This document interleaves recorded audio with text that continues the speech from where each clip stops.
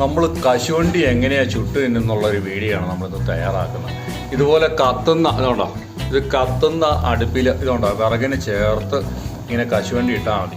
ഇങ്ങനെ ഇട്ട് കഴിഞ്ഞാൽ നമുക്ക് ചുട്ട് നമുക്ക് തിന്നാം. അതിൻ്റെ ഒരു പരിപാടി നമ്മൾ നടന്നുകൊണ്ടിരിക്കുന്നത്. ഇതുകൊണ്ടോ ഇതുപോലെ നടക്കി ചെറിയൊരു കമ്പി കഷ്ണം മതി. ഇതുകൊണ്ടോ ഇതുപോലെ ഇട്ട് കൊടുത്താൽ മതി.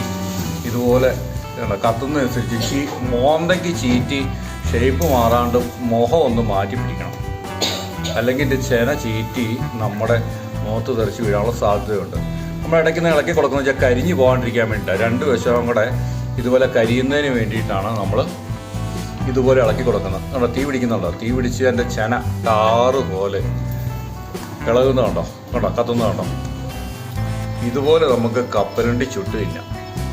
ഇതുപോലെ കത്തുന്ന അടുപ്പാണെങ്കിൽ ഇതുപോലെ നമുക്ക് ചുട്ട് തിന്നാൻ പറ്റും.